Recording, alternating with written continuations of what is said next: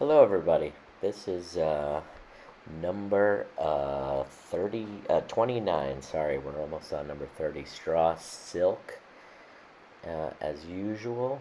Um, the body is going to be hare's ear, and so you can see where I've picked off some already.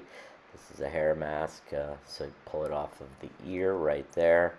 Super easy to pluck it directly off as you need. And I find that honestly to be much better than purchasing and or taking apart your hair's mask ahead of time, and that's what it looks like when you pull it off. And then the hackle for this fly is going to be dark brown, and the wing is from a pheasant. And the dark part of the pheasant, you know, difficult to make that happen. So we're going to try, but it's going to be a little bit of a mix as always. But I think that modeling will be good.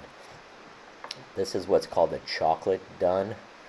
This is a Derby cape, and I'm using that for the dark brown, as opposed to that reddish brown. And you can see the size again is about the size of the shank. So one of the barb lengths is the size of the shank of the hook. And let's go for it. We'll start the fly. This is still in April. We're about to get into May with pattern number 33. So we're almost there, and in total there are 38 flies. So we're pretty close to the end. So I wrap back close to the bend. I'm going to dub the fly now with the hare's ear. I leave a little space of silk there at the top so I can keep going back before I catch in the dubbed part of the thread, and then we'll wind forward over that, and we're going to go up to just shy of the thorax zone, shoulder of the fly. Getting a little bit of a taper. You get a nice buggy body there with good hairs here, and Bailey wax there, which is great on the silk. You can literally touch dub with that stuff. It adds a nice little bit of tack. You can tie it in by the tip, wrapping a little bit forward and a little bit back, and then we'll cut out that tip.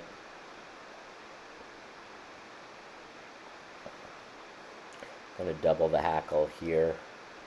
Cutcliffe doesn't really give specific instructions about his winged flies and how to tie them. So, as I've said before, we're making some guesses here based on seeing Woolley's renditions of them and looking at other authors in England at the time and kind of understanding what winged flies at the time looked like and how they were tied. There's slips where possible, folded wings, folded and or slips divided, and so lots of different options, and we're not really sure. I've done most of them. I kind of like the folded the best.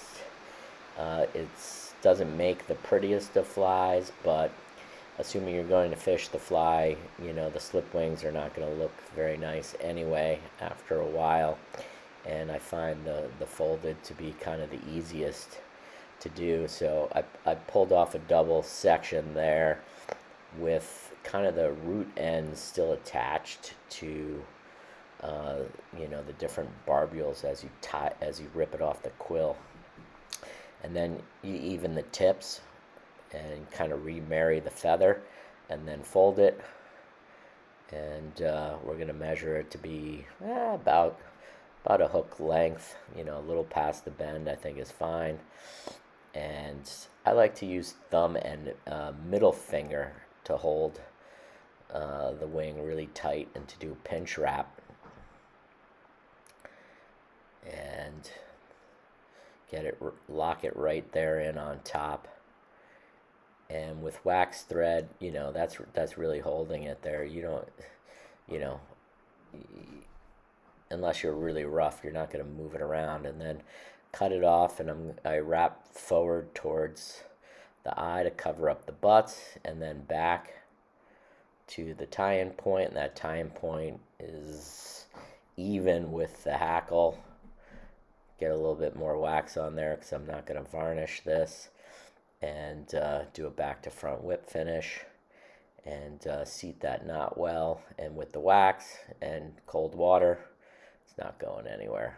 And there we have it. You can remarry those if you want it to look a little bit better there at the tip, but again, the reality is when you fish that, it's gonna blow up anyway, and that's fine. And that's a close-up of the fly. That's what it looks like. Thank you so much, and stay tuned for more. Thanks. Bye.